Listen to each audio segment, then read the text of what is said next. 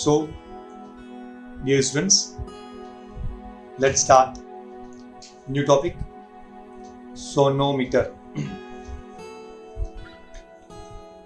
Sonometer आपको एक experiment रहेगा 12th स्टैंडर्ड में,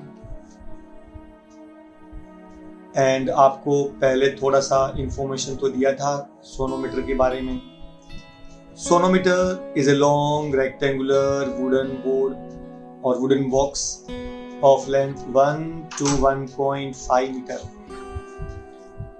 2 to 3 holes are made along the sides of sonometer so that air inside it can communicate with atmospheric air.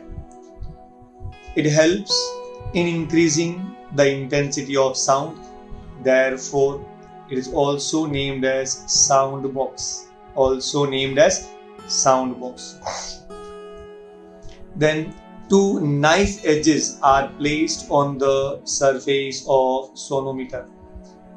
जब आप कभी hotel में जाएंगे खाना खाने के लिए, और अगर आप काफ़ी बड़ी फैमिली साथ में जाएगी, and if you reserve seat आपके लिए, तो होटल वाले एक ऐसा रेक्टेंगुलर चीज़ वहाँ पर रखते हैं आप टेबल पे, उस पर लिखा रहता है रिजर्व, बस एग्जैक्टली वो वैसे ही. So, two knife edges are placed on the surface of it. A wire is connected at one end of sonometer, and it is passed over the two movable knife edges and a pulley which is fixed at another end. Another end of the string is connected to a hanger where masses are added to produce suitable tension.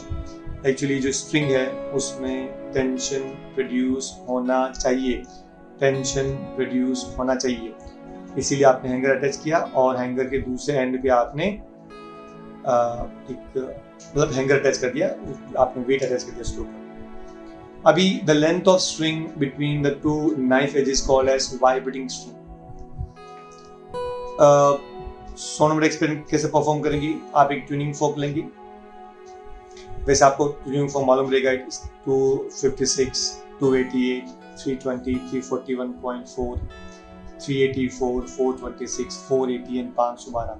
ये जो tuning focus है ना, ये सारे gamma पद NISA के आधार पर है. सबसे पहले जो सा है वो 256 का है, और लास्ट वाला जो सा है वो 512 का है, और वो उसका डबल है, इसलिए याद रखना उसको बोलते हैं ऑक्टेव. क्या बोलेंगे? ऑक्टेव. केमिस्ट्री में ऑक्टेव बोले तो 8, और इसमें फिजिक्स में ऑक्टेव बोले तो डबल. Is that clear? अभी देखो, इनके बीच में आप सबसे पहले मिनिमम लेंथ रखेंगे. इसके बीच में जब मिनिमम लेंथ रखेंगे, you keep it tuning fork and vibrate and keep on the surface of sonometer, तो ये स्ट्रिंग वाइब्रेट होगा. ये आपको दिखेगा क्या? नहीं दिखेगा. तो क्या करेंगे, आप एक वी शेप्ड पेपर एडहेसिव, जैसे फॉर एग्जांपल आपने एक पत्ता से काटा, उसको आपसे वी कर दीजिए और उसको पेपर रख दीजिए, बोलेंगे V shaped.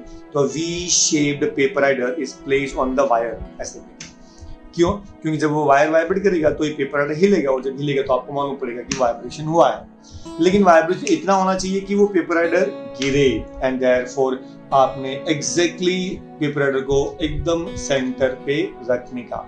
So tuning fork is vibrated and kept on the surface of sonometer. The wire will vibrate. अभी वाइब्रेशन ज्यादा हुआ कि नहीं हुआ कैसे मालूम पड़ेगा? जब पेपर एडर बहुत कम हिल रहा है, इसका मतलब क्या हुआ? वाइब्रेशन बहुत कम है. अब आप क्या करेंगे, हल्का सा नाइफ एज के बीच का डिस्टेंस बढ़ा देंगे. जब लेंथ बढ़ेगा तो फ्रीक्वेंसी कम, because length is inversely proportional to frequency. Is that clear? और जो फ्रीक्वेंसी, सपोज फॉर एग्जांपल, जैसे मान लो ये जो वायर है उसका फ्रीक्वेंसी था पहले 500, और ट्यूनिंग फोर्क का फ्रीक्वेंसी था 256, ऑलमोस्ट ये डबल हो गया. अब आप इसका लेंथ बढ़ा दिया, मतलब फ्रीक्वेंसी कम हुआ, तो इसके बाजू में आएगा, और उसको आप वाइब्रेट करेंगे तो हल्का सा ज्यादा वाइब्रेट करेगा. और लेंथ बढ़ा दो उसके बीच का, और फ्रीक्वेंसी क्लोज में आएगा तो और वाइब्रेशन करेगा. अब ऐसा करते करते आप एक सब ऐसा लेंथ आएगा कि उसका फ्रीक्वेंसी मैच हो जाएगा. जैसे दोनों का फ्रीक्वेंसी ऑलमोस्ट सेम होता है, you vibrate tuning fork and keep on the surface of sonometer, the paper adder will thrown away, paper adder उड़ जाएगा. इसका मतलब क्या हुआ? यहाँ पे आपको रेजोनेंस हो गया. क्या हो गया? रेजोनेंस हो गया. What's resonance? When the free vibrations matches with the force vibration. याद करो, when free vibrations matches with the force vibration, then this is called as resonance. Called as resonance. I hope you got it. So you know free vibrations, force vibrations and resonance. कोई doubt आपको? Now say please. अभी ये sonometer experiment is used to verify the laws of vibrating string. That used to verify the laws of vibrating string. पहले law of length क्या था? Frequency is inversely proportional to length. अच्छा, आपको formula याद है? F equal to 1 by 2L root of T by mu. T constant, देखो tension constant, इसका मतलब क्या हुआ? ये आपका एक सोनोमीटर है, उस पे आपने टेंशन कांस्टेंट बोले तो वेट कांस्टेंट बोले तो आपने 2 किलो वेट डाल दो. याद रखना, एग्जाम में भी आपको यहाँ पे 2 किलो वेट ही रखना है, याद रखना. तो यहाँ पे आपने 2 किलो वेट डाल दिया, मतलब आप फिक्स हो गए. वायर सेम है, वही वायर आपको पूरे एक्सपेरिमेंट में यूज करना है, तो उसका लीनियर डेंसिटी भी कांस्टेंट बोले तो म्यू भी कांस्टेंट. Is that clear? तो ऊपर जो टी है वो कांस्टेंट है, म्यू कांस्टेंट. अब बचा क्या? फ्रीक्वेंसी और लेंथ. अभी सबसे पहले याद रखना कि आपको अलग अलग ट्यूनिंग फोक देंगे, तो सबसे पहले क्या करेंगे? Length should be minimum, length should be minimum. Practically देखा जाए तो it should be close to 8 to 9 centimetre के आसपास आपको पहले लेंथ रखने का है. इस देखिए, ये बोल रहा हूँ आपको प्रैक्टिकल के लिए, यहाँ आपको लिखना नहीं है एग्जाम के अंदर. जब आप प्रैक्टिकल करेंगे ना, तब आपको सबसे पहले लेंथ रखना है 8 to 9 सेंटीमीटर. और सबसे पहले आप ट्यूनिंग फोक लेंगे 256 का, क्योंकि मतलब जो आपको 5 या 6 ट्यूनिंग फोक देंगे, उसमें जो ट्यूनिंग फोक सबसे कम है वही आप लेंगे. Is that clear? अच्छा, अगर मुझे बताओ, अगर आपने ट्यूनिंग फोक से कम लिया तो लेंथ शुड बी मैक्सिमम, उसका उल्टा होगा, लेंथ शुड बी मिनिमम तो फ्रीक्वेंसी शुड बी मैक्सिमम. अब याद रखना, इसलिए ट्यूनिंग फोक कौन सा लगे? तो सबसे बड़ा हो, और सबसे बड़ा कौन सा है? 512. कौन सा? 512. Is that clear? अगर 512 नहीं है तो आपको 480 मिलेगा, लेकिन आप डिक्रीजिंग ऑर्डर में आपको जाना है. Is that clear? आपको समझा दिया, लेंथ शुड बी मिनिमम तो frequency should B maximum. Is that clear? तो सबसे पहले आप ट्यूनिंग फोक लेंगे 512, और जब 512 लेंगे तो लेंथ शुड बी मिनिमम. आप देखेंगे कि 9 या 9.5 या 10 सेंटीमीटर के आसपास वो पेपर फॉलो होगा. कैसे? ट्यूनिंग फोक को वाइब्रेट किया, keep on the surface of sonometer, 8 पे नहीं गिरा, 8.1 करो, 8.2 करो. एक्चुअली जो पहला जो एक्सपेरिमेंट है वो हल्का सा आपको एकदम कीनली करना पड़ेगा, तो आप हल्का सा बढ़ा दो, एक ऐसा लेंथ आएगा जब पेपर उससे फॉल हो जाएगा, तो वो आपको लेंथ मिल गया. उसका नाम दे दिया L1. क्या नाम दिया? L1. और जो ट्यूनिंग फोक आपने वाइब्रेट किया उसका नाम क्या दिया आपने? N1. आपके पास N1 है, आपके पास L1 है, दोनों को मल्टीप्लाई कर दो तो मुझे क्या मिला? N1 L1 मिला. Is that clear? Suppose for example मैंने बोला ये 512 है, कितना मिला? 512. और सपोज मान लो ये जो लेंथ था वो मान लो था 10 सेंटीमीटर, तो मल्टीप्लाई करो कितना हो गया? 5120. कितना? 5120. Is that clear? ओके, अब चलेंगे आगे. उसके बाद आपको नेक्स्ट ट्यूनिंग फोक लेना 480 का, उसके बाद में वही आता है, आप उसको वाइब्रेट करोगे और हल्का से लेंथ को आप बढ़ाएंगे. तो जब आप लेंथ बढ़ाएंगे तो एक पर्टिकुलर लेंथ आएगा, सपोज से 12 सेंटीमीटर. जैसे आप 12 पे आसपास आएगा वो पेपर फॉल होगा, तो 480 को मल्टीप्लाई करो 12 से, अप्रोक्सीमेटली 5120 के आसपास. एग्जैक्ट आंसर नहीं मिलता फिजिक्स में, कभी भी फिजिक्स में एग्जैक्ट आंसर कभी मिलता ही नहीं है. सो उसके आसपास आपको आंसर मिलेगा, चलेगा, उसका भी मल्टीप्लाई ले लो. उसके बाद तीसरा ट्यूनिंग फोक ले लो 426 का, और उसको आप सेम एक्सपेरिमेंट परफॉर्म करो एंड करस्पॉन्डिंग लेंथ L3 ले लो. टिक N4 L4 ले लो, टिक N5 L5 मिलेगा. इन दिस वे सबका आपने प्रोडक्ट लिया. आपने किसका प्रोडक्ट लिया? N1 L1, N2 L2, N3 L3, N4 L4, N5 L5. हमने क्या ऑब्जर्व किया कि पांचों जो आपको प्रोडक्ट मिला ऑलमोस्ट सेम मिला, मतलब वही 5120 के आसपास ही उसे मिला. मतलब कोई 5120, कोई 5200, कोई 5400, मतलब ऐसे कहना मतलब ये हुआ कि ऑलमोस्ट सेम वही आपको आंसर मिलेगा. हम बोल सकते हैं कि it is constant, it is constant. And therefore जब सब कांस्टेंट है हम बोल सकते हैं in general NL is constant. In general, NL is constant. Therefore, N is inversely proportional to length. क्या बोलेंगे? N is inversely proportional to length. ये हो गया आपका first law of sonometer. I mean first law of vibrating string. I hope you got it. पक्का? अब चलते हैं दूसरा कहता law of tension. मतलब frequency is directly proportional to square root of tension. Frequency is directly proportional to square root of tension. अच्छा एक बात और ध्यान दीजिए, अभी आप बार बार तो फ्रीक्वेंसी यूज करेंगे नहीं, तो आप क्या करेंगे, ये L को ऊपर ट्रांसफर कर दो और F को नीचे हो जाएगा, उसको बोल सकते हैं कि length is directly proportional to square root of tension. Is that clear? I hope you got it. तो फॉर्मूला क्या था, F is equal to 1/2L root of T by mu. Actually formula क्या था, F is equal to 1/2L root of T by mu. Is that clear? अच्छा अब F और T मतलब किस ये प्रॉब्लम क्यों करेगा, क्योंकि आपको बार बार F लेना पड़ेगा, बार बार T लेना पड़ेगा, तो क्या करेंगे, लेंथ को चेंज कर दो। So can write L is equal to 1/2F root of T by mu. Is that clear? अब हम क्या करेंगे इन दिस केस, देखो लिखने में एग्जाम आपको N1 proportional to root of T1 करना है, लेकिन इट इज वेरी डिफिकल्ट। जब आप प्रैक्टिकल करते हैं ना तो हम लोग L लेते हैं। Is that clear? रीजन क्या है कि यहाँ पे आप बार बार टेंशन चेंज करेंगे, उतने टेंशन का आपको ये एग्जैक्ट फ्रीक्वेंसी मिलेगा क्या, पॉसिबल नहीं है। तो हम क्या करते हैं, we take the L equal to 1/2F root of T by mu, और प्रैक्टिकली आप ये प्रूव करेंगे length is directly proportional to root of T, क्योंकि लेंथ चेंज करना अपने हाथ में ही है, तो कितना भी चेंज कर सकते हैं। लेकिन आपके पास केवल 5 ही ट्यूनिंग फोर्क है और आपके पास केवल 5 ही वेट है, सर तो आधा kilo, 1 kilo, 1.5 kilo, 2 kilo, 2.5 kilo, उससे ज़्यादा आपके पास वेट नहीं है, ये बीच में नहीं हो सकता 600 ग्राम 700 ग्राम, ये पॉसिबल नहीं है। एंड देयरफॉर आप इसको वेरीफाई करने के बजाय हम लोग length proportional to root T ये वेरीफाई करते हैं। इसमें आप ट्यूनिंग फोर्क रखते हैं कांस्टेंट, F रखते हैं कांस्टेंट, और वायर आप वही लेंगे तो म्यू रखते हैं constant. I hope you got it. अभी सबसे पहले लेंथ कर दो मिनिमम, इसको कर दो आप आधा kilo. Is that clear? Tuning fork एक कोई भी आपको देंगे ले लो फिक्स कि पोन वाइब्रेटिंग, तो जैसे आप ये टेंशन पे आपको एक पर्टिकुलर लेंथ मिलेगा। Is that clear? तो आप क्या लेंगे, वो length divide by root of T1 निकालेंगे। उसके बाद आप आधे किलो की जगह पे आप 1 किलो डाल देंगे, 1 किलो डालेंगे, ट्यूनिंग फोर्क वही रहेगा, वाइब्रेट करो, वो ट्यूनिंग पेपर एट फॉल नहीं होगा, तो हल्का सा लेंथ बढ़ा दो और वाइब्रेट करो और हल्का सा बढ़ा दो। इस एक पर्टिकुलर पॉइंट पे जैसे ही वो लेंथ, जैसे वो पेपर फॉल होता है, आप वो लेंथ ले लो, उसको आप नाम देंगे L2, टेंशन को नाम देंगे T2, तो रेशियो ले लो L2 बाई रूट T2, क्या लेंगे, L2 by root T2। Is that clear? फिर वापस tension T3 length L3, tension T4 length L4, tension T5 length L5, और सबका आप रेशियो ले लो। और इट इज ऑब्जर्व दैट इस ratio of L1 by root T1, याद रखना इधर N1 लिखा हुआ है, लेकिन आप क्या बोलेंगे, L1 by root T1 equal to N2 by root T2 equal to N3 by root T3 equal to constant. और ऐसा करके can we say in general N by root T is constant and if N is directly proportional to root T।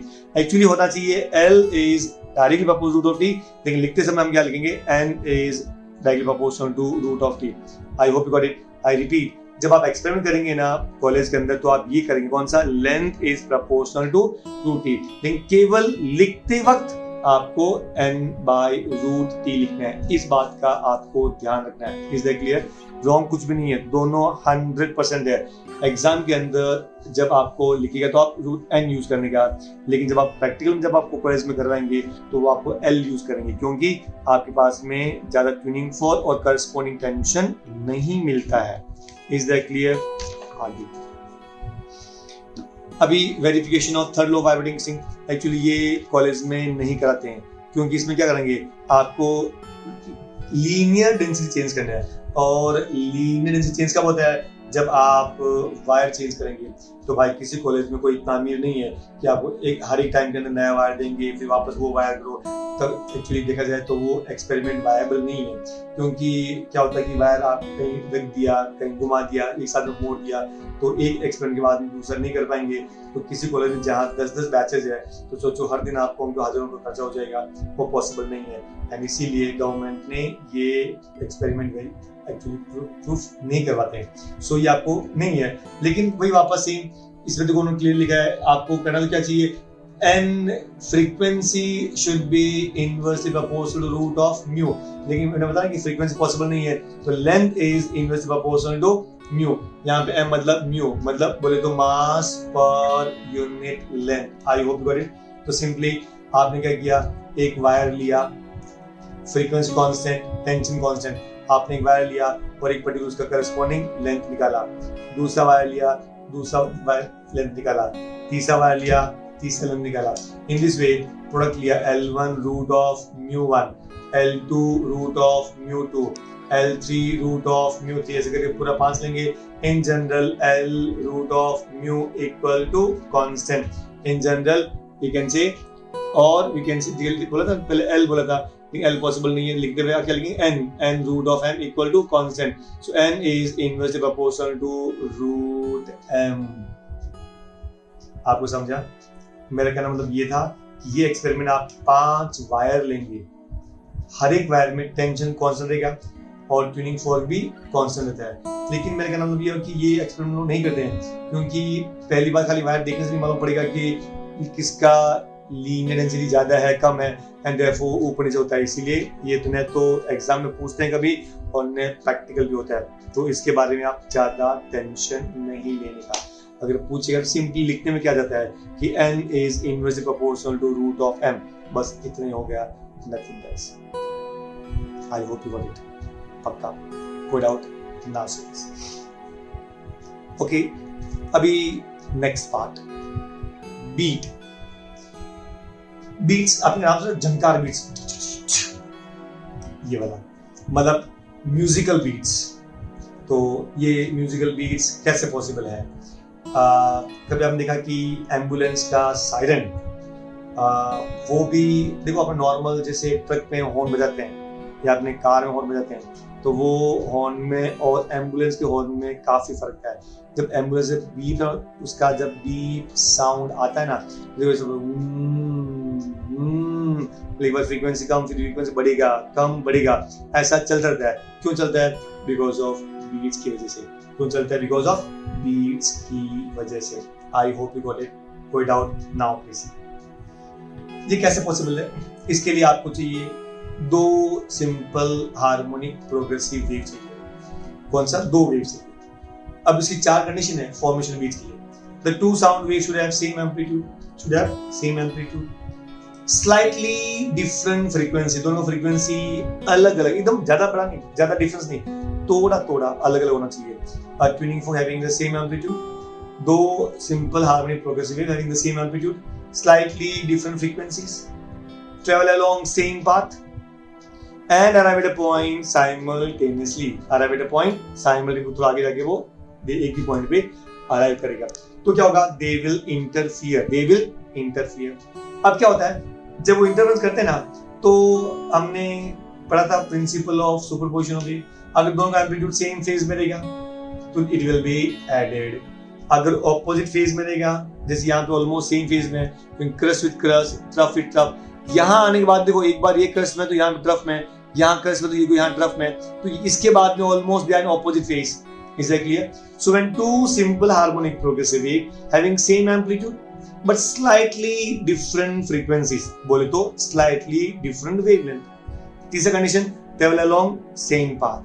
चौथा condition, arrive at a point simultaneously. अगर ये 4 condition satisfy होता है तो हम क्या बोलेंगे? When the 2 waves are in the same phase, they will be added. जब उनका amplitude बढ़ जाएगा, उनका energy बढ़ जाएगा, sound बढ़ जाएगा, उसको बोलेंगे waxing। क्या बोलेंगे? Waxing. And when the 2 waves are in at a given moment, they are in opposite phase, so amplitude will decrease, intensity will decrease, and this least intensity is called as waning. When intensity is maximum, it is called as waxing. When intensity is minimum, it is called as waning. Waxing कब मिलेगा? जब दोनों same phase में रहेगा, crest with crest, trough with trough. और waning कब मिलेगा? When they are in opposite phase, एक का क्रस्ट तो दूसरे का ट्रफ, एक का क्रस्ट तो दूसरे का trough, so they are in opposite phase, इसलिए उसको नाम दे दिया waning. So this production of alternate waxing and waning is called as beat. One waxing and one waning form one beat. One waxing and one waning form one beat. Number of beats produced per second is called as frequency of beat. And the time between 2 successive waxings or waning is called as period of beats. वापस बोलो। When 2 simple harmonic progressive waves having same amplitude but slightly different frequencies travel along the same path and arrive at a point simultaneously, then they interfere. Due to interference, the resultant amplitude and hence intensity keep on changing. When amplitude is maximum, intensity becomes maximum, because intensity is directly proportional to square of amplitude. Intensity becomes maximum. It is called as waxing. When amplitudes are in opposite direction, there will be minimum intensity, called as waning. This phenomenon of alternate production of waxings and waning is called as beats. One waxing and one waning form one beat. Number of beats produced per second is called as frequency of beats, and the time between two successive waxings or waning is called as period of beats. Called as period of beats. I hope you got it. Let's derive the expression for it. Expression for the formation of beats. मतलब आप waxing और waning का time period और उसका amplitude, I mean to say frequency निकालेंगे. I hope you got it. We will discuss now the time between two successive waxings or wanings, or we can say frequency of beats. इसके लिए you require two simple harmonic progressive wave, same amplitude, slightly different frequencies, travel along same path and arrive at a point simultaneously. I hope you got it. अब इसके लिए देखो दो equation देखिए, y1 equal to a sin 2 pi n1t minus x by lambda 1, y2 equal to a sin 2 pi n2t minus x by lambda 2. ये दो equations हैं, simple harmonic progressive wave. दोनों का एम्पलीट्यूड तो सेम है, दोनों का एम्पलीट्यूड सेम है, लेकिन दोनों का फ्रीक्वेंसी अलग अलग है एंड दोनों का वेवलेंथ भी अलग अलग है. I hope you got it. So we can say we have the two simple harmonic progressive wave having same amplitude, slightly different frequencies, travel along the same path. Minus sign मतलब it travels along positive x-axis. ये वाला भी minus है, travels along positive x-axis.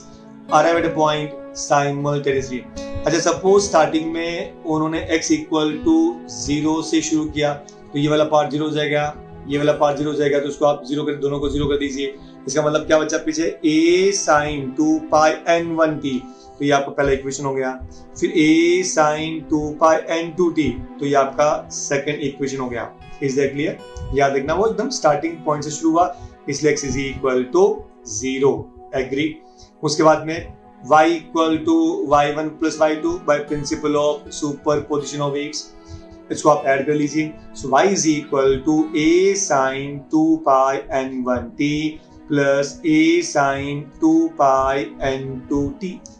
Then आपको क्या मिला? अच्छा, ये होगा आपको sin c plus sin d. Is that clear? और आपको फॉर्मूला मालूम है, sin c plus sin d का फॉर्मूला क्या होता है? 2 sin c plus d by 2 into cos c minus d by 2. sin c plus sin d क्या होता है? 2 sin c plus d by 2 into cos c minus d by 2. तो ये आप ले लो a कॉमन, आपने a कॉमन ले लिया. अच्छा, और sin c plus sin d 2 sin, तो आपने 2 ले लिया, 2 sin. अच्छा, इसमें भी 2 पाई कॉमन है, इसमें भी 2 पाई कॉमन है, आपने 2 पाई कॉमन ले लिया. फिर वैसे तो t भी कॉमन है, तो हमने बाद में t भी कॉमन ले लिया है, तो अंदर क्या बचेगा? n1 plus n2 divide by 2. याद करो वापस, sin c plus d upon 2, तो ये c और ये d है, लेकिन उसमें हमने 2 पाई और t कॉमन ले लिया है, तो 2 पाई और t कॉमन लिया है, तो क्या बचेगा? n1 plus n2 upon 2 into cos 2 pi n1 cos 2 pi n1 minus n2 upon 2, because cos c minus d upon 2, तो ये c था, इसमें से इसको माइनस करने का है, सो cos 2 pi t तो कॉमन है, सो n1 minus n2 upon 2 into t. ये आपको समझ गया? आप देखिए, ये जो a है ना कॉमन लिया, ये हमने a कॉमन ले लिया. फिर बाद में sin c plus sin d क्या होता है? 2 sin, 2 से मल्टीप्लाई कर दिया, ये कर दिया हमने.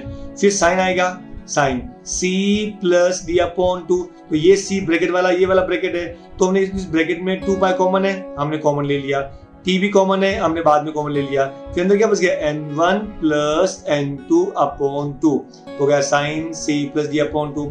सिमिलर यहाँ पे बाद में क्या है? cos कॉमन क्या आएगा दोनों के अंदर? 2 पाई, और क्या आएगा? t. अंदर क्या बचेगा? n1 minus n2 upon 2. I hope you got it. पक्का? Now see please. अच्छा, अब आप क्या करेंगे, आपको रिजल्टेंट एम्पलीट्यूड निकालना है, रिजल्टेंट एम्पलीट्यूड निकालना है। तो हम इसमें कौन सा लेंगे? अच्छा, फॉर एग्जांपल मेरे पास दो ट्यूनिंग फॉर्क है, एक का फ्रीक्वेंसी 500, दूसरे का 505। तो नंबर ऑफ बीट्स क्या होता है? Difference between two frequencies. तो एक्चुअली एक ट्यूनिंग फॉर्क 500 का है, दूसरा 505 का है, तो number of beats will be 5, it will be 5। याद है आपको, number of waxings and waning is called as beat. तो कितना वैक्सिंग मिलेगा? 5 वैक्सिंग मिलेगा। कितना वेनिंग मिलेगा? 5 वेनिंग मिलेगा। तो 5 वैक्सिंग एंड 5 वेनिंग मतलब 5 बीट। Is that clear? तो इसका मतलब आपको क्या चाहिए? हमेशा डिफरेंस चाहिए। क्या चाहिए? डिफरेंस। तो देखो यहाँ पे प्लस था, यहाँ पे माइनस था, तो आपको डिफरेंस कहाँ मिलेगा? यहाँ पे। अगर आप ये लेंगे ना तो इसका मतलब क्या हुआ? फ्रीक्वेंसी ऑफ वाइब्रेशन कितना हो गया? 500 प्लस 502, 505 कितना? 1005। नहीं, आपको 5 चाहिए, because number of beats produce per second is called beat frequency. तो माइनस किस में मिलेगा? कॉस वाले में। तो ये कॉस वाला टर्म और 2a, इनको मिला के हम नाम लेंगे, नया नाम उसको बोलेंगे रिजल्टेंट एम्पलीट्यूड। तो ये होगा लेट 2a, हमने अज्यूम किया late 2a cos 2 pi n1 minus n2 upon 2 into t is equal to a। देखो आपके पास दो ऑप्शन था, r में 2a तो चाहिए, साइन वाला टर्म लेंगे कि कोसाइन वाला टर्म लेंगे। मैं वापस बोल देता हूँ आपको, हमने कोसाइन वाला सेलेक्ट किया है। ऐसा क्यों? क्योंकि नंबर ऑफ बीट्स क्या होता है? Difference between two frequencies. दो फ्रीक्वेंसीज के बीच का जो डिफरेंस होता है वो नंबर ऑफ बीट्स होता है। इसलिए 5 बार मैक्सिमम, 5 बार मिनिमम। तो ये आपको मैक्सिमम वैल्यू तो 2a होता है। अब इसका जगह 0 कब होगा? जब इसका वैल्यू डिफरेंस हो जाएगा। तो कहना मतलब ये हुआ कि आपको कॉस ऐड करना है, साइन नहीं। सो आप नया नाम देंगे late 2a cos 2 pi n1 minus n2 upon 2 into t is equal to a. What's a? Resultant amplitude. A is called as resultant amplitude. तो अब ये इसमें सब्स्टिट्यूट करो। So y is equal to a into sin 2 pi n1 plus n2 upon 2 into t. Is that clear? अच्छा, अभी मान लो हम लोग n लेते हैं average frequency, n1 plus n2 upon 2, इसको आप नया नाम दे दो n, called as average frequency. तो नया फ्रीक्वेंसी, नया इक्वेशन क्या हो जाएगा? y is equal to a sin 2 pi n t. This is the equation of displacement. Is that clear? अब हम फाइंड करेंगे कि कब आपको वैक्सिंग मिलेगा, कब आपको वेनिंग मिलेगा। सबसे पहले वैक्सिंग क्या होता है? मैक्सिमम एम्पलीट्यूड, बराबर। सपोज एक एम्पलीट्यूड a, दूसरे का भी a, तो रिजल्ट क्या हो जाएगा? 2a। और नीचे वाले डायरेक्शन में एक का -a, दूसरे का भी -a, बिकॉज़ दोनों सेम फेज होना चाहिए। अगर ये भी क्रस तो ये भी क्रस, ये ड्रॉप तो ये भी ड्रॉप, तो a plus a 2a, -a -2a। तो I need to say here in this case what you observe that कि either +2a or -2a. I hope you got it. Either +2a or -2a. So for waxing a should be what? +2a or -2a. लेकिन a क्या value हमने अभी क्या मिला? 2a cos 2 pi n1 minus n2 into t upon 2। अब इनको आप equate करो। So 2a cos 2 pi n1 minus n2 upon 2 into t is equal to plus minus 2a. 2a cancel. Cos 2 pi n1 minus n2 upon 2 into t is equal to plus minus 1. Is that clear? To cancel हुआ। Transfer तो cos इस side में, तो क्या बचेगा? 2 pi n1 minus n2 upon 2 into t is equal to cos, यहाँ पे क्या तो cos inverse of plus minus 1, cos inverse of plus minus 1। तो अभी देखो ये 2 गेट कैंसिल, पीछे बचा pi n1 minus n2 into t is equal to cos inverse of plus minus 1, तो cos 0 1, cos pi minus 1, cos 2 pi 0, cos 3 pi minus 1, तो 0 pi 2 pi 3 pi and so on। I hope you got it now। अब देखो, first waxing is formed when ये this is for first waxing, second waxing, third waxing, fourth waxing। What we require? The time between two successive waxing। तो सबसे पहले first waxing is formed and this equal to 0, मतलब pi n1 minus n2 into t is equal to 0. तो t का equal to ये पूरा जाएगा नीचे 0 upon something, always 0. तो first waxing is produced when t equal to 0. मतलब सबसे पहले स्टार्टिंग में आपको waxing मिल जाएगा t equal to 0 पे. उसके बाद second waxing is produced when this should be equal to pi. This should be equal to pi. So pi n1 minus n2 into t is equal to pi. Pi gets cancelled. So we have t is equal to 1 upon n1 minus n2. क्योंकि ये multiply में यहाँ पे जाएगा तो divide में, तो t equal to 1 upon n1 minus n2. Now time between two successive waxing is called as period of waxing. तो time between two successive waxings, ये time of second waxing है, ये time of first waxing है यहाँ पे. तो 1 upon t1 n1 minus n2 minus 0. तो time between two successive waxing is called as period. So period t equal to 1 upon n1 minus n2. What's the frequency? 1 by t. उसको reciprocal ले लो, तो n equal to n1 minus n2. I hope you got it. This is for waxing. तो आपको beat frequency क्या मिला? n1 minus n2. मतलब the difference between two frequencies is called as beat frequency. और अभी हमने डिस्कस भी किया था कि मान लो एक का ट्यूनिंग फोर्क 500, दूसरा 505 and therefore resultant will be 5. So what's beat frequency? Difference between the two frequencies is called as beat frequency. I hope you got it. Second, what is waning? वेनिंग मतलब क्या? Minimum intensity. एक crust और दूसरा trough. A minus A 0, तो resultant should be 0. उसको बोलते हैं minimum. Amplitude should be 0, intensity should be 0. So resultant amplitude is 0. लेकिन A का वैल्यू क्या था? 2A cos 2 pi n1 minus n2 upon 2 into t. इनको आप इक्वेट कर लो. So we have 2A cos 2 pi n1 minus n2 upon 2 into t is equal to 0. अब 2a को आप नीचे लेके आओ तो 0 upon 2a 0. Is that clear? तो 2a जब आप नीचे यहाँ लेके आए तो 0 upon 2a 0. पीछे क्या बचा? cos 2 pi n1 minus n2 upon 2 into t. Is that clear? अब cos को आपको यहाँ ट्रांसफर करना पड़ेगा, तो cos यहाँ पे क्या, तो पीछे क्या बचेगा? 2 pi n1 minus n2 upon 2 into t is equal to cos inverse of 0. Cos inverse of 0. Is that clear? Now, अभी pi into n1 minus n2 into t equal to which value of cos is 0? Pi by 2, 3 pi by 2, 5 pi by 2 and so on and so on. अभी first waning is produced when this should be equal to pi by 2. Second waning is produced when this is equal to 3 pi by 2.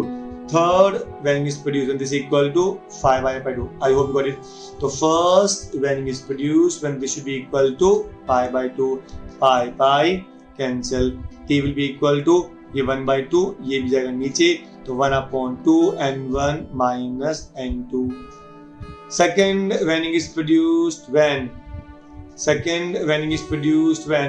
pi into n1 minus n2 into t equal to 3 pi by 2. Pi gets cancelled. T equal to 3 by 2 n1 minus n2. What do you mean by period of waning? The time between two successive waning is called as period of waning, and that's equal to second waning minus first waning. ये second waning है, ये first waning है, minus कर दो. So 3 by 2 n1 minus n2 minus 1 by 2, तो नीचे 2 ले लिया आपने कॉमन, ऊपर क्या 3 minus 1 2, तो 2 upon 2 cancel, तो 1 upon n1 minus 2. Is that clear? I repeat, दो आपका LCM 2 हो गया, ऊपर क्या बचेगा 3 minus 1 2, तो 2 upon 2 cancel, तो क्या बचेगा 1 upon n1 minus n2. Is that clear? ये होगा time period. Then what is frequency? उसका reciprocal to f1 minus f2 मतलब n1 minus n2. Once again, the beat frequency मतलब the time between the two successive waning is called as beat. Period of beat, and number of beats मतलब difference between the two frequencies is called as beat frequency. अब applications of beats. Beats are use in musical instruments. अभी हम लोग आगे पढ़ने वाले हैं music instruments. Actually यहाँ पे म्यूजिकल मतलब it is used to tune string instruments, sitar, guitar, Veena.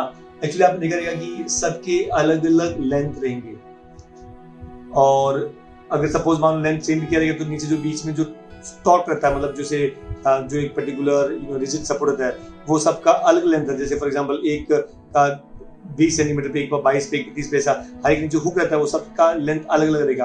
Because अलग अलग जब लेंथ रहेगा तो frequency also will be different. In this way the string instruments are tuned. अगर मान लो सब के सब अगर वायर जो है अगर वो सेम लेंथ के रहेंगे सबके, इसका मतलब क्या हुआ कि कोई भी दो वायर को प्लग करो आपको सेम आवाज मिलेगा, तो फिर आप में और पंडित रविशंकर में कोई फर्क नहीं रहेगा। आई मीन टू से कि दे आर ट्यून इन सच ए वे कि सबका अलग अलग लेंथ, एक का 20 सेंटीमीटर, दूसरे का 22, 24, 26, ऐसे करके सबका अलग अलग लेंथ रहेगा, तो सबका अलग अलग फ्रीक्वेंसी रहेगा। I hope you got it. In this way they are used to tune musical instrument. Second, they are used in radar. हम क्या करते हैं, we throw the intensity of light. Light भेजेंगे, उसका सर्टेन फ्रीक्वेंसी होता है। Radar से क्या होता है, जब सामने वाला कोई दुश्मन का कोई जहाज आया, उससे टकराने के बाद में वो वापस आता है तो उसका नया फ्रीक्वेंसी होता है। उनमें जो डिफरेंस है इससे मालूम पड़ता है कि उसका स्पीड कितना है। उस पर्टिकुलर जो आने वाला दुश्मन का जो जहाज है, स्पेसशिप है, या जो भी एरोप्लेन है, कोई भी मतलब जो युद्ध में काम आने वाला जहाज है, उसके स्पीड कितना है वो हमको मालूम पड़ सकता है। उसके बाद में आप उसको यू कैन सेट कि उसका स्पीड ये है और इतने सेकंड बाद में वो यहाँ पहुंचेगा, तब तक आप अपना रिमोट कंट्रोल बटन दबाएंगे और उसको आसमान में उड़ा सकते हैं। And therefore we have the missile system. बोलते हैं आसमान से आसमान में, जमीन से आकाश में, ऐसा कई सारे मिसाइल सिस्टम है जो मतलब दुश्मनों को मारने के लिए काम आता है। वो सब के सब क्या यूज करते हैं, radar. Radar is based on number of beats. Speed of vehicles, for example आप कभी देखा रहेगा कि यहाँ बिरता है ब्रिज के ऊपर कि आपका speed limit 80 kilometre per hour इतना होना चाहिए। तो क्या होता है कि फॉर एग्जांपल अब जैसे मान लो जो पुलिस वैन रखी जाती है वहाँ पे, तो वो तो ऐसा आपके साथ में आप कार के साथ में भाग के चलेगी नहीं, क्योंकि चेक करने के लिए आपकी कार की स्पीड कितनी है। उनके पास में एक इलेक्ट्रिक गन रहती है और उसमें लेजर लाइट रहता है। तो जैसे ही वो आपका व्हील वहां से मूव करता है तो वो लेजर लाइट, उसका frequency suppose 80 kilometre per hour उसका फ्रीक्वेंसी, तो जो उसका फ्रीक्वेंसी रहेगा उस फ्रीक्वेंसी से आपका व्हील घूमेगा। तो अगर दोनों में मैच हुआ या उससे कम हुआ तो आपको कोई प्रॉब्लम नहीं है। लेकिन जैसे आपको उसने ऑब्जर्व किया कि आपका फ्रीक्वेंसी ऑफ रोटेशन व्हील का उससे ज्यादा है, जैसे मतलब आपने स्पीड जो लिमिट है वो क्रॉस किया है और आपके घर पे आपका चालान आएगा कि भाई साहब आज आपने स्पीड आपका कार का बहुत ज्यादा था और आपको इतना पेनल्टी देना पड़ेगा। प्लीज मेक श्योर कि हमेशा यू शुड ओबे these rules and regulations so that you will be safe, at the same time जो दूसरा जो चल रहे हैं रोड पे वो भी सेफ रहेंगे। So please obey always traffic rules। आगे चलते हैं। Next, unknown frequency of tuning fork। ये कैसे मालूम पड़ेगा? मेरे पास दो ट्यूनिंग फोर्क है, एक का फ्रीक्वेंसी है 500, दूसरा 505। लेकिन आपको नहीं मालूम कि दूसरे का ट्यूनिंग फोर्क कितना है। मैंने खाली इतने बोला कि दोनों के बीच में 5 का फर्क है। तो जब 5 का फर्क है तो आपके पास दो ही ऑप्शन है, या तो 505 रहेगा या फिर 495 रहेगा। आई रिपीट, मेरा क्वेश्चन क्या था कि मेरे पास एक ट्यूनिंग फोर्क है जिसका फ्रीक्वेंसी 500 है, दूसरा ट्यूनिंग फोर्क को मैंने साथ में वाइब्रेट किया, उन दोनों में डिफरेंस आया 5। मतलब मैं आपको ये बोलूंगा कि नंबर ऑफ बीट्स आर 5। तो आपके पास अगर सपोज एग्जांपल है, मैंने बोला कि आप में और मेरी एज में 5 साल का फर्क है और मैं हूँ 16 साल का एज यूजुअल। कितना? 16 ईयर। याद रखना कितने का? 16 ईयर। तो आपकी एज क्या होगी? अगर आप मुझसे बड़े हैं तो 16 + 5 और मुझसे छोटे हैं तो 16 - 5। क्योंकि मैंने आपको दिखा नहीं कि आप कौन ये वीडियो देख रहा है, तो आप मुझसे बड़े भी हो सकते हैं। तो सपोज मान लो आपकी एज 21 है और नहीं तो 11 होगी। आई hope you got it. Same way यहाँ पे 5 का फर्क है, आइदर 505 और विल बी 495। अब क्या होता है, अगर मान लो अभी ट्यूनिंग फोर्क को हमारे दो ऑप्शन है, या तो उसको लोड करना, लोड मतलब you add the few drops of wax, उसको बोलेंगे लोडिंग, या फिर उसको आप फाइल करो। फाइल मतलब उसका मास कम करेंगे। जब मास कम करेंगे तो फ्रीक्वेंसी बढ़ेगा। तो मान लो यहाँ पे आपने ट्यूनिंग फोर्क को आपने फाइल किया, तो जब आपने फाइल किया तो क्या होगा, उसका मास कम हुआ तो फ्रीक्वेंसी बढ़ेगा। तो इसका फ्रीक्वेंसी बढ़ गया, तो पहले कितना डिफरेंस था? 5 का। अब जैसे फ्रीक्वेंसी बढ़ गया मतलब it will be more than 5। कब, अगर ये 505 रहेगा तो सपोज अगर ये 495 है, आपने उसको फाइल किया, तो फाइल करने पे क्या होगा कि इन दिस केस उसका मास कम हुआ तो फ्रीक्वेंसी बढ़ेगा, जो फ्रीक्वेंसी बढ़ेगा तो this frequency will come closer to this one and therefore number of beats will decrease, number of beats will decrease. I repeat, file करने पे मास कम होता है, फ्रीक्वेंसी बढ़ता है। तो पहले 5 का फर्क था, फ्रीक्वेंसी बढ़ गया तो ज्यादा हो गया। तो अगर मैंने बोला कि डिफरेंस ज्यादा का हुआ तो उसका मतलब फ्रीक्वेंसी 505 था, और फाइल करने के बाद में नंबर ऑफ बीट्स कम हुआ तो कम कब होगा, जब वो पहले से छोटा रहेगा, मतलब दूसरा ट्यूनिंग फोर्क 495 का है। तो ये तो आपका फाइल करने पे। एक और मेथड है, उसको बोलेंगे लोडिंग। लोडिंग मतलब you have to add something कि उसका मास बढ़ेगा। अब मैं आपको तो नहीं लटका सकता, so I can add few drops of wax, I will add few drops of wax so that mass बढ़ेगा। तो मास बढ़ेगा तो फ्रीक्वेंसी कम होगा। Also it is used to produce the sound of siren, याद आपको, and also it is used to detect the unknown or poisonous gases released from the mines, unknown or poisonous gases released from the mines। ये अगर आप demand करेंगे तो I can explain, वैसे आप text book में ये नहीं दिया हुआ है, ये मैंने एडिशनल आपको बताया। तो ये 2-3 पॉइंट आपको याद रखना, these are the application of beats। I hope you got it। So with this, we'll stop here only. See you soon.